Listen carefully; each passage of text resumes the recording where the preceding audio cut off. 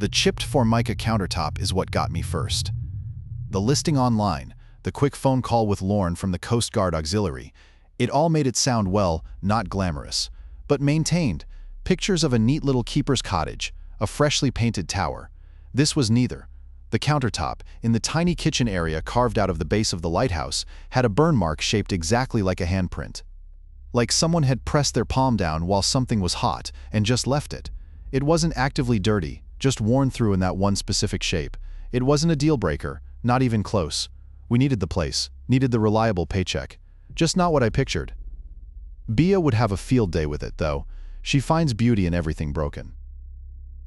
The lighthouse itself is a cylinder of granite. Cold, even with the late afternoon sun slanting in.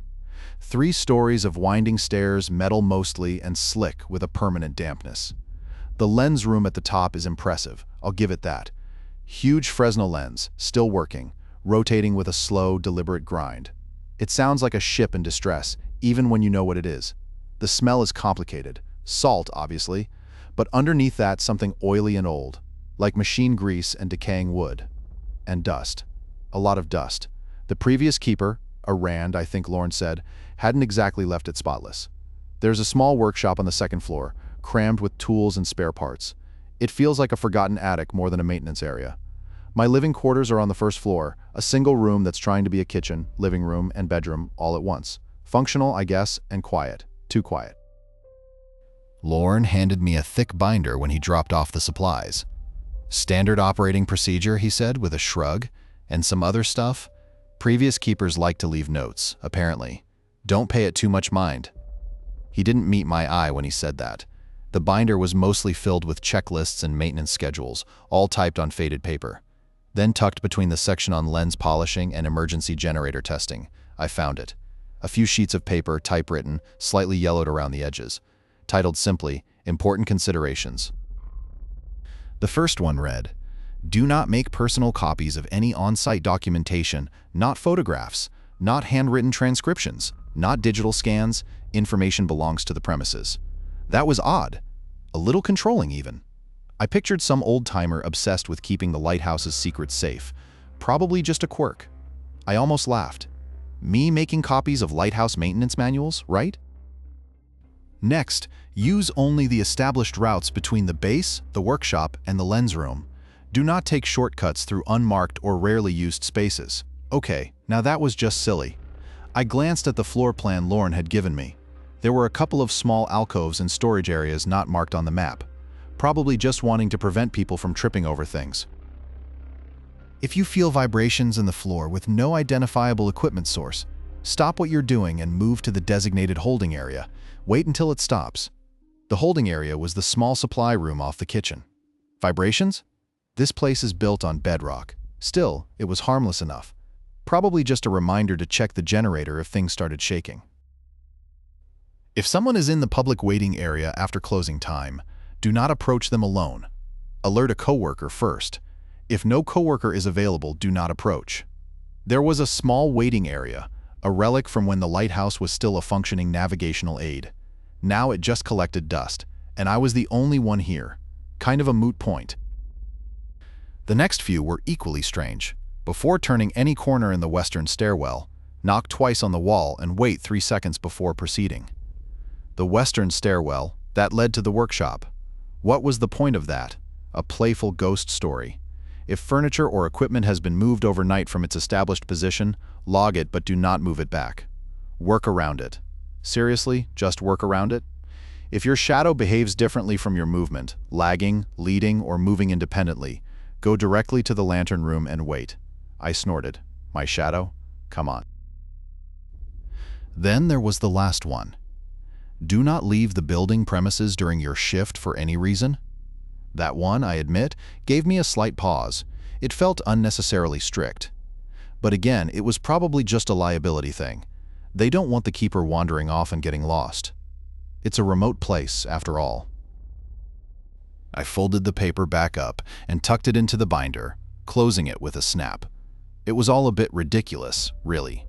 Old lighthouse keepers and their superstitions. I had a job to do, bills to pay. I checked my watch. 6:58 p.m., shift started in 2 minutes.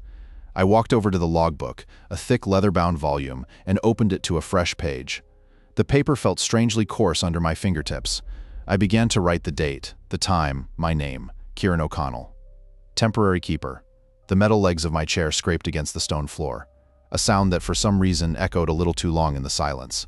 I paused, pen hovering over the page, and noticed the air in the room felt colder than it had a moment ago. Just a draft, I told myself. Just a draft. I spent the first hour of my shift just walking the perimeter, checking the exterior lights. The whole place smelled of salt and damp stone, a smell that clung to the back of your throat. Not unpleasant, exactly, just pervasive. The wind was picking up, making the glass in the lantern room hum with a low, almost musical tone. It was a good sound, a reassuring one. I needed reassuring. $30,000 does not disappear with a reassuring sound. The lamps outside were all functioning. Thankfully, Lauren had mentioned the wind could sometimes knock them out of alignment, but they were solid enough. Old, obviously cast iron, probably. Everything here was old. It felt like being inside a forgotten machine. I made a mental note to check them again before the next shift change. It wasn't a lot, but it was something to do, something to justify the money. Back inside, I decided to tackle the kitchen. It was surprisingly well equipped, though everything was coated in a fine layer of dust. Old tins, chipped ceramic bowls, a massive cast iron stove that looked like it hadn't been used in decades. I started wiping down the counters, trying to make the place feel a little less abandoned. Nessa would appreciate that. She worried about germs. It was a leftover habit from when Leo was a baby, constantly battling colds. I found a box of tea in a cupboard, a variety I didn't recognize. Cape Split Blend, the package read. I brewed a pot, mostly for something to do, and poured myself a mug. It tasted earthy, strong. Not bad, but not something I'd choose. I sat at the small kitchen table, sipping the tea and looking out the window. The waves were getting bigger, crashing against the rocks with a satisfying roar. It was then I remembered the rules, specifically the one about not making copies. It hadn't struck me as particularly important before, but now, trying to remember it exactly, I realized I couldn't. I remembered the gist of it. Something about the information belonging to the Lighthouse, about not taking anything away with you. But the wording, it was fuzzy. I wanted to have it precise in my head. Needed it. I'd planned on taking notes, maybe even typing up a summary for myself just to be thorough. I went back to the binder, flipping through the pages until I found important considerations. There it was. Do not make personal copies of any on-site documentation, not photographs, not handwritten transcriptions, not digital scans. Information belongs to the premises. Short, direct, and unsettling. Why? Why would they care if I made a copy? It wasn't like I was going to sell Lighthouse secrets to the highest bidder. A little overprotective, maybe. A relic of some paranoid past keeper. Still, I figured, better safe than sorry. I pulled out my phone. I wasn't going to copy the entire document, just take a quick picture of that one page, just so I could remember the exact wording. It seemed reasonable. I lined up the shot, the camera focusing on the typewritten text. As I pressed the button, the lights flickered, a quick, almost imperceptible dip, but enough to make me pause. Probably just the wind, I thought. The generator was old. But then my phone glitched. The screen went black for a split second, and when it came back on, the date was wrong. It showed a date from 3 years ago. I frowned and tried again, same thing. The date was stuck in the past. That was odd. Just a glitch, I told myself, a software bug. But the air in the kitchen suddenly felt thick, and a strange pressure built up behind my eyes. I lowered the phone. The image of the rule stared back at me from the screen, distorted and blurry. My hands felt clammy. I closed the camera app. I shouldn't push it. The rule was clear. No copies. Even a photograph. I put my phone in my pocket and took a deep breath. It was just a precaution. A silly overreaction to an old lighthouse keeper's paranoia. But I hadn't checked on Bea today. I'd promised to call her this morning, see how she was doing with the kids while I was gone. She'd been anxious about Leo's cough, worried it was turning into something worse. I reached for my phone again, instinctively. Then I remembered the rule, no copies. And the feeling that something shifted, that the silence in the kitchen had become heavier, more expectant. I left the phone in my pocket. Bia would have to wait. I had lights to check, and a growing unease that settled in my stomach like a stone. I went back outside, the wind biting at my face, and started another perimeter walk. The image of the rule burned into the back of my mind. The distant sound of a phone ringing echoed in my ears. It wasn't mine. I spent a good hour cataloging the lamp inventory. Every bulb, every wick, every spare lens. It was tedious, but Lauren's binder had a checklist. I figured it was better to be thorough. Bea always said I was good at details. She used to joke that I could find a missing sock in a hurricane. She didn't say that much anymore, just practical things. Grocery lists, school schedules. The jokes had faded with everything else. The lamps themselves were a mix of styles. Some were ancient, brass, and heavy, clearly original to the Lighthouse. Others were newer, utilitarian, likely replacements over the years. They were all meticulously numbered and cross-referenced in the logbook. I checked each one against the list, noting any discrepancies. Mostly it was just a matter of replacing a burned-out bulb or tightening a loose connection. Small stuff. The air in the lamp room was thick with the smell of oil and dust. It coated my tongue, left a gritty feeling on my teeth. I kept swallowing, trying to get rid of it. It was cold in there too, colder than it should have been, even for a stone tower. I pulled my jacket tighter around me. I hadn't bothered with a coat during the perimeter checks, but this room just felt different. I was working my way through a stack of Fresnel lenses, polishing the glass with a soft cloth, when I remembered the call, or rather, the lack of it. I hadn't spoken to Bea since yesterday morning. I'd meant to call after finishing the initial inspection, but then the rules, the phone glitch, everything had thrown me off. I glanced at my phone, still showing that old date. I switched it off. It wasn't helping. I told myself she was busy, probably running errands with the kids, helping Leo with his homework. She was good at keeping things moving. She had to be. There was always something that needed doing, but a little voice in the back of my head, the one I usually ignored, was whispering that she might be worried, that she might be wondering why I hadn't called. I pushed the thought away. I would call her as soon as I finished the inventory. It was just a matter of priorities. There was a shortcut to the generator room. It wasn't marked on any of the diagrams in Lauren's binder, but I'd noticed it during my first walkthrough. A narrow passageway behind the lamp room, leading directly to the engine housing. It would save me at least 5 minutes, maybe more. 5 minutes I could use to call Bea. It was a tight squeeze, full of pipes and wiring, but it looked structurally sound enough. I hesitated for a moment, then decided to take it. It wasn't like I was breaking any rules. Exactly. Just being efficient. The passageway was darker than I expected. Damp. The air smelled like rust and something else, something organic, like wet leaves and decaying wood. I walked quickly, trying to get through it as fast as possible. The walls were rough, cold against my hands. Halfway through, I noticed something odd. A door, a small wooden door set into the stone wall, almost hidden by a tangle of pipes. I hadn't seen it before. I definitely hadn't seen it on any of the diagrams. I stopped. It was a solid-looking door, reinforced with iron bands. No handle, no hinges visible, just a flat, dark surface. I reached out to touch it, then pulled my hand back. A fragment of something surfaced in my mind. Something about established routes, about not deviating. It wasn't a clear recollection, just a feeling, a sense of wrongness. I backtracked, quickly, almost stumbling over the pipes in my haste. I went back to the lamp room, retraced my steps to the main corridor, and took the long way around to the generator room. It added 10 minutes to the trip, but I didn't care. The passageway, that door, it had felt wrong. It felt like I'd intruded on something I shouldn't have. The generator room was as expected. Loud, oily, and filled with the hum of machinery. I checked the fuel levels, the coolant, the gauges. Everything was within normal parameters. I made a note in the logbook, then started back towards the main living quarters. The image of that hidden door still vivid in my mind. I hadn't seen what was behind it. And now, I knew. I never would. I made the call to Bea immediately. She sounded relieved to hear my voice. Leo's cough wasn't getting any better. She said she'd scheduled a doctor's appointment for tomorrow. I listened. offering what comfort I could, feeling a strange disconnect between her everyday worries and the unsettling feeling that had settled over me.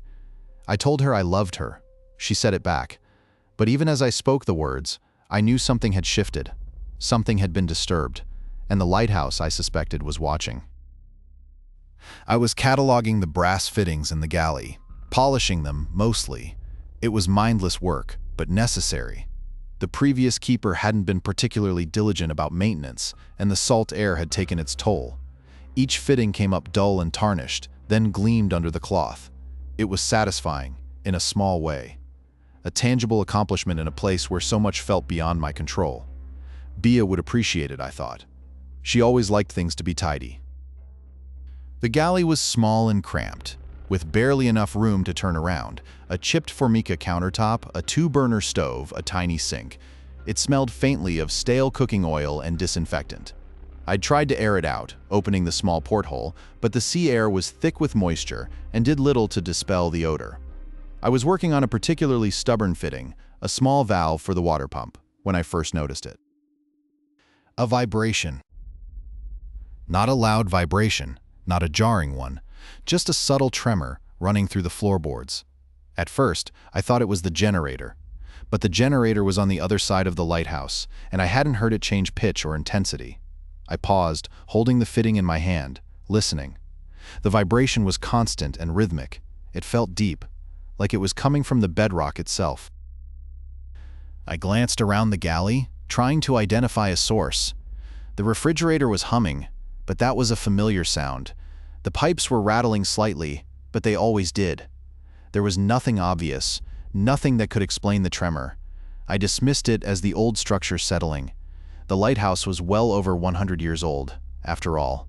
It was bound to creak and groan. I went back to polishing the valve. But the vibration didn't stop. It persisted, growing subtly stronger. And it didn't feel like settling. It felt intentional, like something was moving. I remembered something then, a fragmented recollection from Lorne's binder, something about vibrations, about what to do if you felt them. It wasn't a clear memory, just a vague sense of unease, something about a designated area, a safe place. I stood up, placing the valve carefully on the countertop. The vibration was definitely more noticeable now. I could feel it in my feet, in my legs. It wasn't alarming, not yet, but it was unsettling. I remembered the gist of it now. If you felt vibrations, you were to move to the designated holding area. The holding area was in the base of the tower, a small reinforced room designed to withstand storms. It was specifically mentioned as a response to something that shouldn't be possible, something that compromised the structure. I didn't question it. Not really. I told myself it was probably just a faulty sensor, a minor structural issue. Lorne had been overly cautious, that was all. But I moved anyway. I walked quickly, but deliberately through the winding corridors of the lighthouse, towards the base of the tower. The vibration followed me, growing in intensity with each step. The holding area was small, windowless, and surprisingly cold. Concrete walls, a steel door, a single folding chair. I sat down, trying to steady my breathing. I checked my watch. It was 2:17 p.m. I would wait until the vibration stopped. The rule hadn't specified a duration, just that you were to wait, a meaningless instruction, I thought. What was I waiting for? For the floor to stop shaking. The vibration continued for what felt like an eternity. 5 minutes, 10, 15, I counted the seconds, trying to distract myself. The cold seeped into my bones. I wrapped my arms around myself, shivering. Finally, after 22 minutes, it began to subside. Slowly, gradually, until it was barely perceptible. Then, nothing. Silence. I stood up, stretching my stiff muscles. I opened the steel door and stepped back into the corridor. The lighthouse was quiet and still, but something was different. As I walked back towards the galley, I noticed a faint, almost imperceptible discoloration on the wall. A dark smudge shaped like a handprint. It hadn't been there before. I was certain of it, and it wasn't dust. It looked organic, like something had pressed against the stone, leaving a residue behind. I didn't touch it. I rinsed my hands in the galley's sink anyway. The polished brass fittings seemed less important now. I needed to call Bay. I had a feeling Leo's cough wasn't the only thing I should be worried about. I spent 20 minutes restocking the visitor information pamphlets. It felt productive, something concrete to do after the handprint and the vibration and Bia's worries about Leo. The pamphlets were damp, even though the galley hadn't felt particularly humid. They'd absorbed some kind of mist clinging to the paper, making the colors bleed slightly. I sorted through them, discarding the worst ones, stacking the usable ones neatly in the wire rack by the front door. The visitor center was attached to the base of the lighthouse. It was a small, single-room space with a large window overlooking the rocky coast. It was mostly empty now. The last tour group had left around 4. The gift shop was closed. I'd locked the outer door after them, of course. Standard procedure. I was about to start on the logbook, noting the visitor numbers, any maintenance requests, the usual, when I noticed someone sitting in the waiting area. It was a man older, maybe in his late 60s. He was wearing a dark overcoat and a flat cap. He was facing the window, looking out at the sea. He hadn't said anything. He hadn't moved. He just sat there, perfectly still. I hadn't heard him come in. I would have heard the door. I checked the lock again. It was still secured. A wave of irritation washed over me. People were so careless, leaving things to the last minute, wandering around when they shouldn't be. It wasn't like the signs weren't clear. Closed. Last tour departed at 4 p.m. Large, bright letters. I started to say something to tell him he needed to leave, but then something else flickered in my memory. A fragment from Lauren's binder. Something about a waiting area. About someone being there after hours. It wasn't a precise recall, more a feeling, a warning. It wasn't about careless visitors. It was something else. The words weren't clear, but the implication was something about not approaching someone alone. Alerting a coworker. I glanced at the staff roster pinned to the corkboard. Nothing but names and shift schedules. I was the only one on duty. I hadn't even spoken to Rand since he'd left at 3. My phone was on the charger in the galley. It was too far to reach quickly. The rule as I remembered it leaned heavily on the alone part and the alert a coworker part. I dismissed it as Lauren being overly thorough. Probably some old incident with a stranded hiker. Someone needing shelter during a storm. It was a lighthouse, after all. People expected assistance. But the man hadn't asked for assistance. He hadn't even acknowledged my presence and the way he was sitting so rigid. It wasn't the posture of someone waiting, it was the posture of someone expecting. I could see the back of his neck now, the way his collar pressed tight against his skin. I crossed my arms, feeling a prickle of discomfort at the base of my skull. I decided to finish the logbook, methodical work, a distraction. I opened the logbook and started to write. October 26, 2024, clear skies. Moderate seas. I filled in the visitor numbers, the maintenance requests, a loose railing on the viewing platform, a flickering light bulb in the gift shop, the usual. But my hand was shaking slightly, making the handwriting uneven. I kept glancing up, trying to catch the man's eye to get some kind of reaction. Nothing. He remained fixed, staring out at the darkening sea. The vibration rule surfaced unbidden. The image of the concrete room, the cold, the stillness, the feeling of being trapped, that hadn't been pleasant. I wasn't going to repeat that experience, not if I could avoid it. I remembered the gist of it now, a pattern of response to something unseen. This felt similar, the same underlying sense of wrongness. I finished the logbook entry and closed it with a snap. I had to finish closing up. The financial reports needed to be emailed to head office. The security system needed to be armed. I stood up and walked around the desk, keeping my eyes on the man. He hadn't moved an inch. The silence in the room was oppressive, broken only by the rhythmic whoosh of the waves against the rocks. I started switching off the lights, one by one. Each click of the switch felt amplified, echoing in the empty space. As I reached the last light, the one illuminating the entrance, I paused. I could arm the security system from the panel by the door. That would lock everything down, but it would also mean turning my back on the man. I hesitated for a moment, then continued.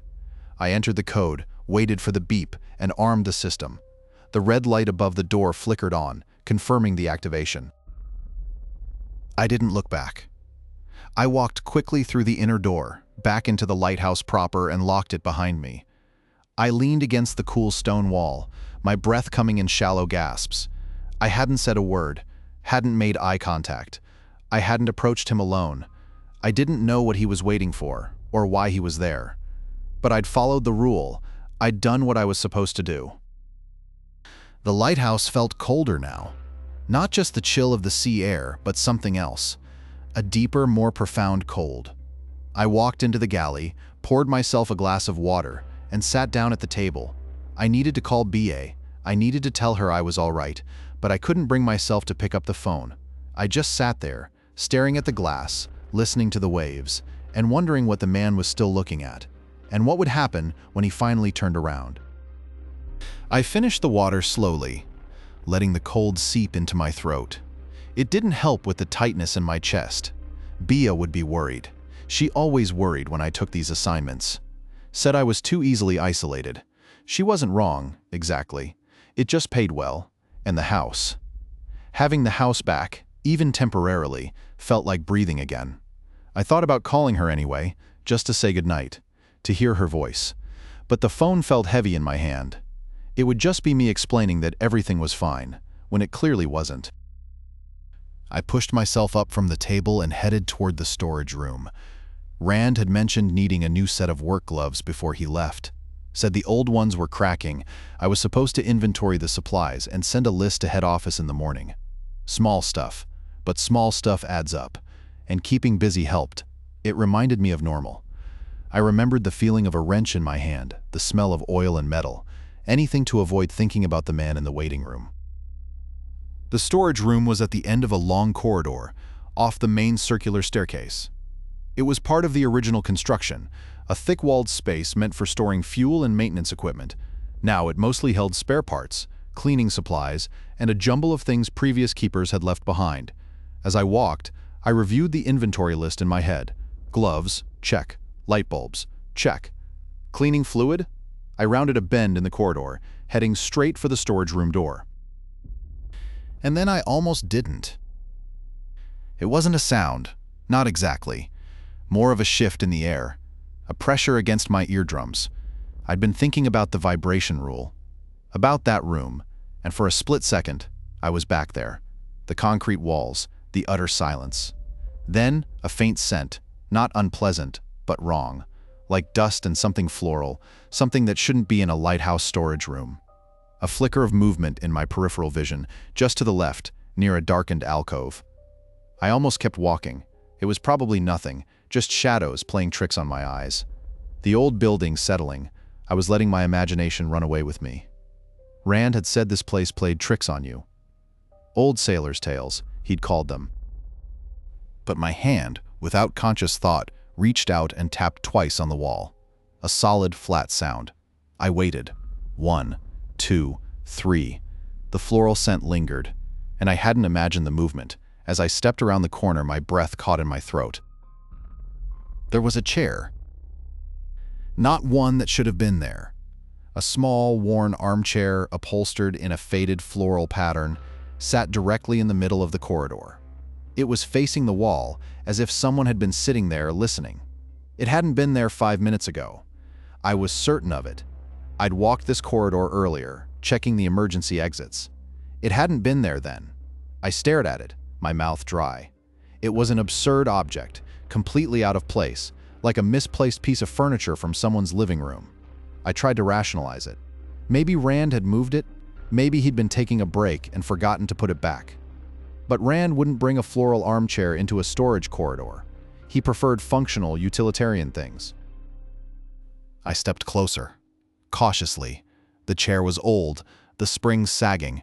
I noticed a small, tarnished silver locket resting on the seat. It was slightly open, revealing a faded photograph. I didn't look at the photograph. I didn't want to. I felt a coldness spreading through my limbs, a familiar prickling sensation on my skin, like static electricity. The copy rule flashed in my mind, the blurry image of the document, the distorted text. I hadn't taken a picture. I hadn't tried to record anything. But this felt connected. I backed away slowly, keeping my eyes fixed on the chair. I hadn't approached. I hadn't touched anything. I hadn't lingered. I'd knocked. I'd waited. I turned and walked quickly back down the corridor, my pace quickening with each step. I didn't look back. I didn't want to see if the chair was still there. I just wanted to get away. I ended up in the lamp room, a small circular space at the very top of the lighthouse. The massive Fresnel lens dominated the room, its intricate glass prisms reflecting the dim light. I sat down on a stool, trying to catch my breath. The floral scent was gone, but the coldness remained. I knew, with a chilling certainty, that things were escalating. The man in the waiting room hadn't been a one-off, the vibrations hadn't been random, and the chair was a warning. I needed to be more careful. I needed to pay attention. And I needed to remember to knock. Every time. Before turning any corner, the thought settled on me like a weight. I wouldn't forget again. I couldn't. I glanced at my watch. It was 11:47 p.m. I still had hours left of my shift, and a heavy, suffocating feeling, that I had no idea what I was waiting for, but something was coming, and it would be waiting around the next corner.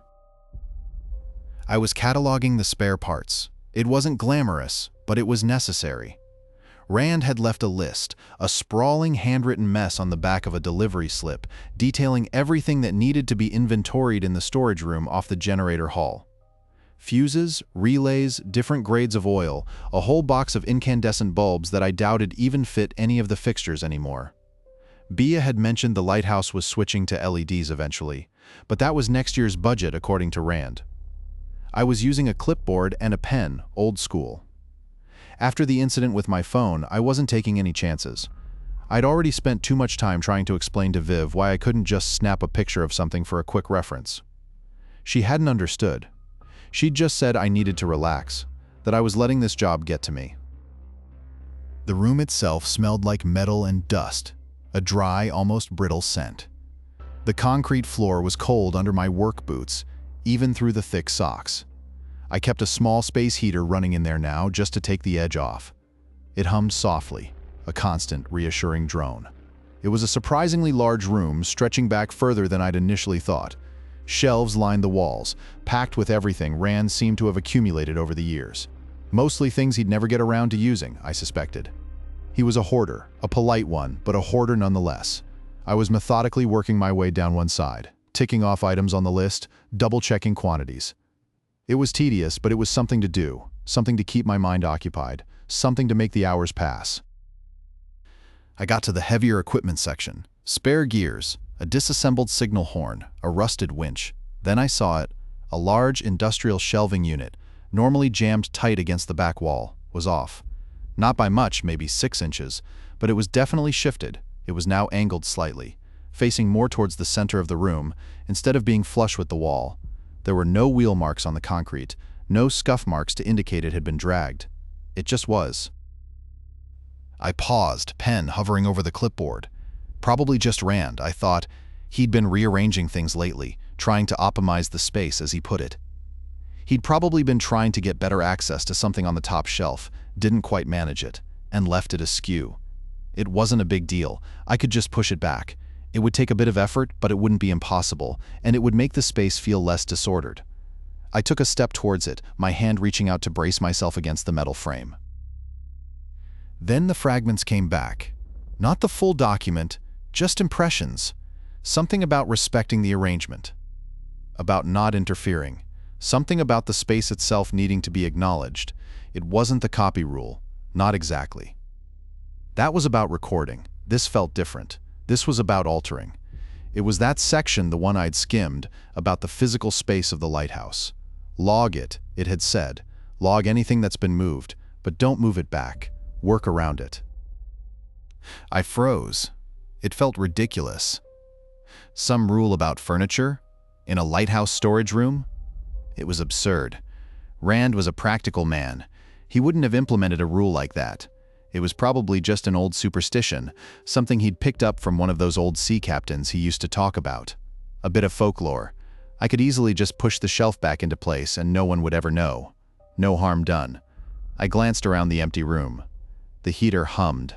Dust motes danced in the single shaft of light from the bare bulb overhead. But I couldn't. The feeling was too strong. That prickling sensation on my skin, the same one I'd felt near the chair. It wasn't a threat, not yet. It was more like a warning, a subtle shift in the atmosphere. I sighed, dropping my hand. I pulled out a fresh page in my notepad and wrote, "Shelving unit in generator hall storage room, approximately 6 inches from established position, angled towards center of room. No visible signs of movement. Logged 11:52 p.m." The thing was, the reason I needed to access the back of that shelf wasn't about inventory. It was about the spare parts for the foghorn. Rand had mentioned just before he left that the low-frequency emitter was acting up. Said he'd ordered a replacement, but it wouldn't arrive for another week. Said if the fog rolled in thick, I might need to try and bypass the damaged component with a salvaged one. And the salvaged one was on the top shelf, behind where that shelving unit used to be. I checked the marine forecast on my phone. A low-pressure system was moving in off the coast. Fog was predicted, and a lot of it. It was supposed to roll in around dawn. I stared at the shifted shelf, a knot forming in my stomach. I couldn't reach the part without moving it, and I wasn't allowed to move it. I had a feeling that foghorn was going to be awfully quiet tomorrow morning. I finished logging the spare parts, the pen scratching against the paper sounding unnaturally loud in the silence. I double-checked the list, making sure I hadn't missed anything. Then I shut off the space heater and left the room, closing the door firmly behind me. The floral scent, faint but unmistakable, seemed to follow me out. I was checking the prisms. It was a mindless task, really, just making sure they were clean, properly aligned, that the lenses weren't cracked or fogged. The whole system was automated now, of course, but Rand insisted on a manual check every shift. He said it was about maintaining a connection to the mechanism. I mostly figured he just liked fiddling with things. The lantern room was warm, surprisingly so, despite the thickening clouds outside. The glass dome trapped the heat from the lamp, radiating it downwards. It smelled faintly of ozone and warm metal. The prisms were heavy, solid pieces of glass, each one meticulously cut and polished. I used a soft cloth, wiping away the accumulated salt spray and dust. It was a meditative process almost. Just the rhythmic motion of my hand, the subtle gleam of the glass, the low hum of the lamp. I was thinking about Bia, actually. She'd asked me to pick up a specific brand of art supplies for Lily. Apparently, it was the only one that worked with her watercolors. It was a small thing, but it felt important. A way to be present even when I was miles away. I finished with the upper ring of prisms and started on the lower. That's when I saw it, or more accurately, didn't see it. It was my shadow. It wasn't quite right. I was moving slowly, deliberately as I worked, and my shadow should have been mirroring my movements, but it wasn't.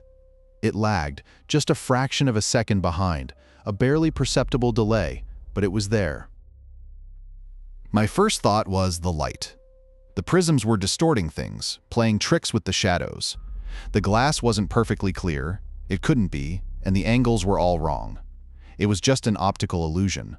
I shifted my weight, moved my arm in a wider arc, trying to catch the shadow and force it to synchronize.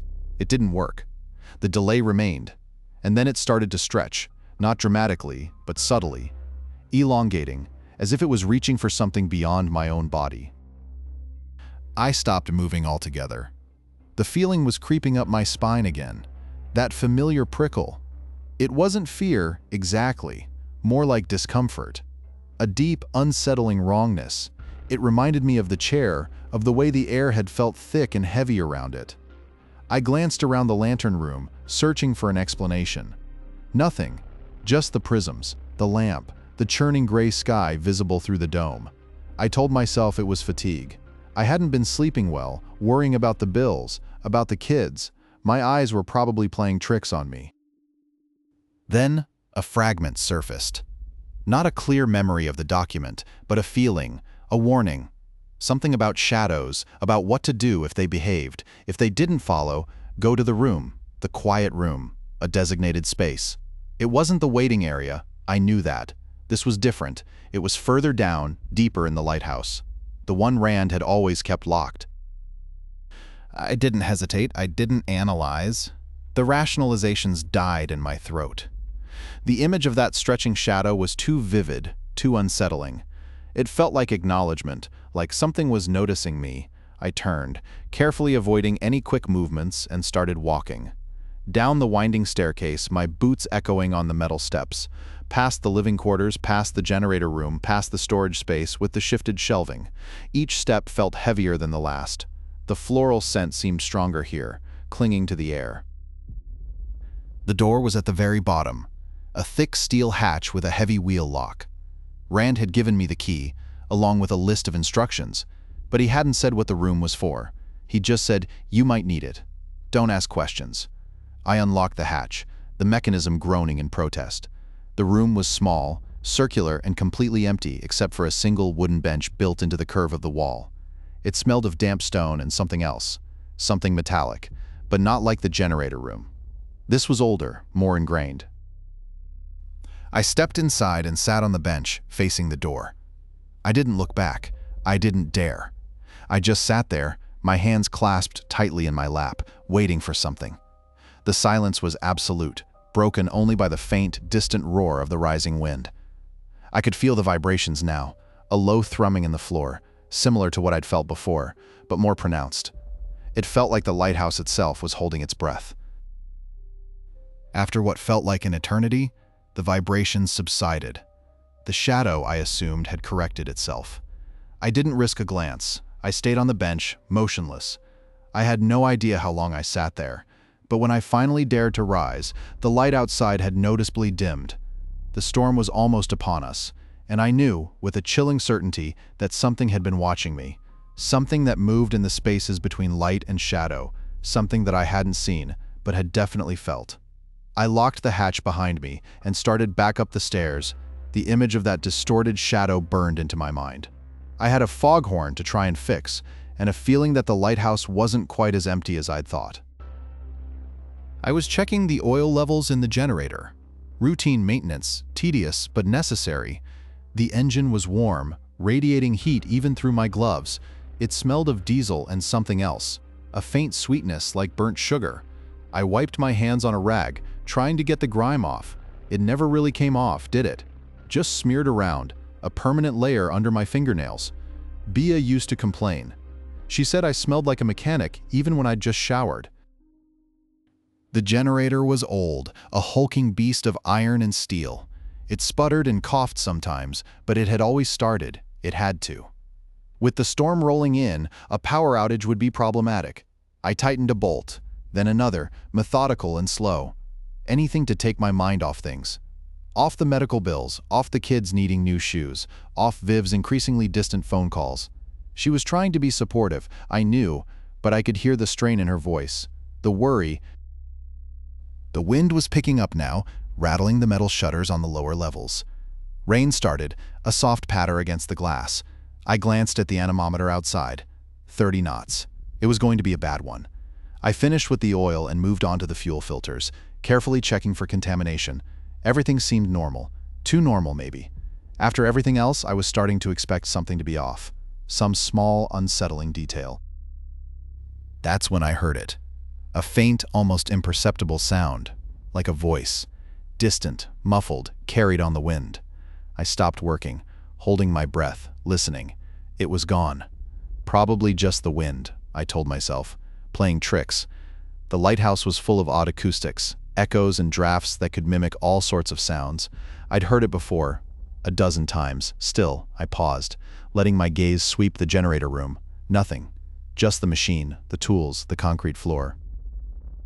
But then the sound came again, clearer this time, not a voice exactly. More like a shout, a single word, distorted and strained. Help. It seemed to come from outside, but not from the sea. It came from the landward side of the lighthouse, from the cliffs. I felt that prickle again, the one that had started with the chair. It wasn't fear, not exactly. It was a tightening in my chest, a pressure behind my eyes. I told myself it was the wind, the storm, my imagination running wild. I'd been cooped up in this tower for too long. I needed fresh air, a break. But the shout came again, louder now. Help me. This time, there was no mistaking it. Someone was out there, in the storm, and they needed help. My first instinct was to grab my coat and go, to see if I could find whoever was calling. But then it hit me, the document. That endless list of rules. A fragment surfaced, hazy and incomplete. Something about leaving. You couldn't leave, not during your shift, not for any reason. It wasn't a specific prohibition, more a caution. A sense of dread attached to the idea of crossing the boundary, a certainty that something bad would happen. I dismissed it as ridiculous. A superstitious quirk from some long-dead keeper. Someone who'd spent too much time alone with their thoughts. It was a storm. People got into trouble. Someone might be injured. I couldn't just ignore a cry for help, but the memory clung to me, a cold weight in my stomach. Rand had emphasized the importance of following the procedures, of not deviating from the established protocols. He hadn't explained why, but he'd been adamant. I looked at the door, then back at the generator. The storm was intensifying, the wind howling like a banshee. I checked the radio, trying to raise the Coast Guard. Static, the signal was completely blocked. I considered trying to call Viv, but I knew she was at Midge's place, watching the kids. There was nothing she could do. I was on my own. The shout came again, desperate and pleading. "Help, please." I knew I shouldn't go. The rule, or whatever it was, felt important. Not in a logical way, but in a visceral one, like a primal instinct. But the thought of someone out there suffering in the storm was unbearable. I told myself it was just a precaution, a way to ensure the lighthouse remained secure. I could be quick, just a quick look around the cliffs. I grabbed my heavy oilskins and a flashlight and started towards the door. I paused, my hand on the latch.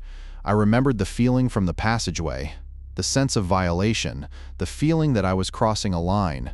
Then I remembered the shouting, the desperate plea for help.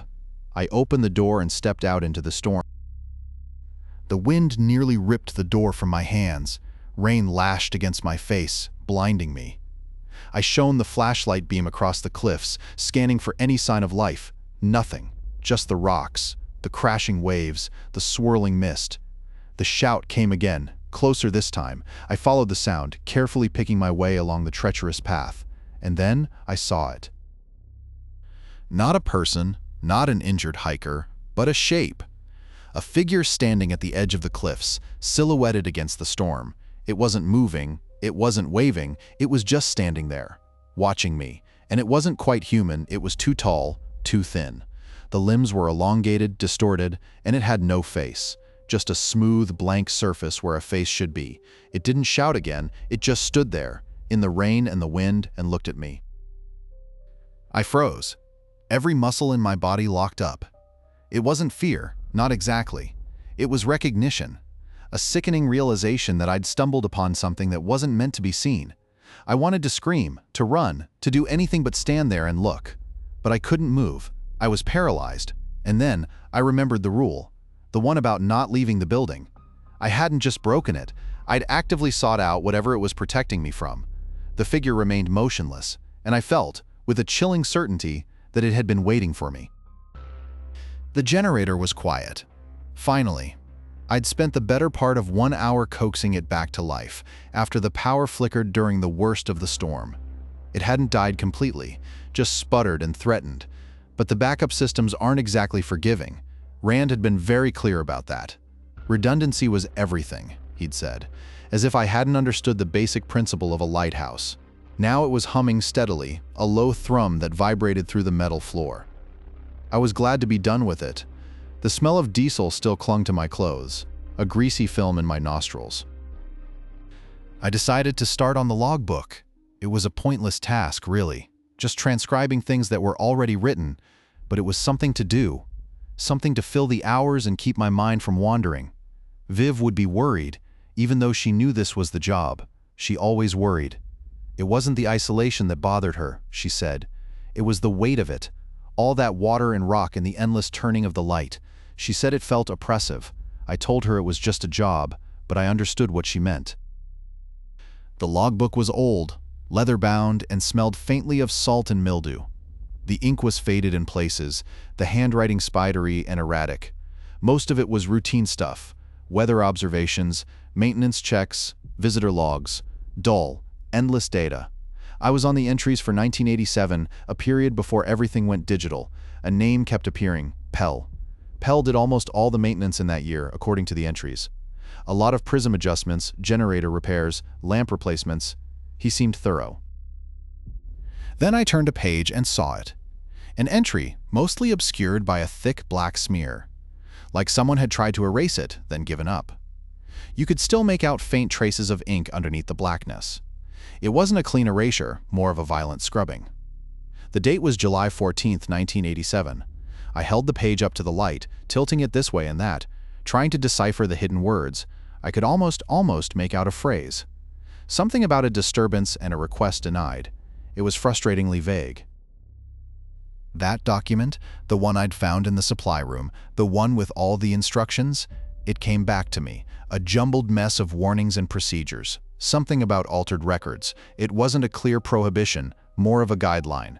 A string of fragmented cautions. If you find an erased entry note, the location, do not attempt to read, do not ask who. It felt ridiculous, honestly, like some paranoid old keeper had gone overboard with the rules. Probably just a way to keep things orderly. Still, it was a rule. I sat there for a moment, staring at the smudged entry. It was probably nothing, just a minor maintenance issue that Pell hadn't wanted to record. Maybe he'd made a mistake and tried to cover it up. I could just log the fact that an entry was obscured and move on. That felt reasonable, sensible. But the faint impression of those hidden words, they nagged at me. That feeling, that prickling at the back of my neck, the one I'd gotten in the passageway, it started up again. It wasn't fear. Not exactly. More like unease. A sense of something being out of place. I reached for my pen, intending to write entry obscured, July 14th, 1987, in the current log, when I noticed something else. The ink in the obscured entry wasn't the same shade as the surrounding text. It was darker, almost purple, and the paper felt slightly different under my fingertips. Rougher. I ran my hand across the page, comparing it to the surrounding pages. It was subtle, but there was a definite difference. It wasn't part of the original logbook. It was a patch, carefully inserted. I didn't write anything. I closed the logbook. The rule that fragmented memory of it solidified in my mind. Note the location, do not attempt to read. Do not ask who wrote it. It wasn't about neatness. It wasn't about order. It was about something else entirely, something dangerous. I took a deep breath, trying to calm my racing pulse. The generator hummed, a steady, reassuring sound. The storm had subsided, the wind dying down to a low moan. I needed to log it. That was the procedure. Log the altered page, its location, and the discrepancies. But then what? Would someone come and investigate? Would they ask questions? Would they want to know why I was looking so closely at a decades-old logbook? The thought of explaining it to Rand filled me with dread. Rand wouldn't understand. He'd just tell me I was wasting my time. I opened a new page in the logbook and wrote July 27, 2023. Discrepancy noted in logbook 1987 entries. Page containing July 14th entry appears to be altered. Ink color and paper texture differ from surrounding pages. Location, section 3, page 47. I didn't mention the erased words. I didn't mention the feeling of unease. I just recorded the facts, as objectively as possible. As I capped my pen, I noticed a faint tremor in the floor. Not like the vibrations from the generator. This was different, subtle, almost imperceptible. I'd felt it before, during that first night, the one after I'd taken the pictures. I remembered the rule then, too, the one about safe areas, about moving to the holding room if the vibration started. I glanced at the door, then back at the logbook. I didn't move. I told myself it was just settling. The old building adjusting to the changing weather. But the tremor continued, growing slightly stronger. And then I realized something. The light. The beam of the lighthouse. It wasn't rotating smoothly, it was stuttering. Just for a fraction of a second, but it was enough to notice. I hadn't checked the rotation mechanism since the generator issue. I needed to, but the mechanism was on the level above, accessed through the spiral staircase. And the staircase was right next to the corner where I'd instinctively knocked twice, remembering the armchair. That rule, the corner announcement. I closed the logbook again, resolving to check the prisms later. I would deal with the light in the morning. I needed to focus on logging everything accurately. The tremors were probably nothing. The stuttering light was probably a coincidence, but the altered page, that was something I couldn't ignore. It was a break in the established order, a disruption in the record, and I had a feeling, a cold, creeping feeling that it was just the beginning. I reached for the next page of the logbook. The relief was immediate and sickening. Just stepping off the ferry, feeling solid ground under my feet again. It wasn't the same ground as home, not yet, but it was closer. I hadn't realized how much the constant rocking of the waves had gotten to me. how it had settled into my bones. Viv was there, of course, both kids clinging to her legs. Leo was wearing a pirate hat. I hadn't seen him wear that in months. The drive back was mostly silent. The kids chattered, pointing out cows and arguing about the radio, but I just stared out the window.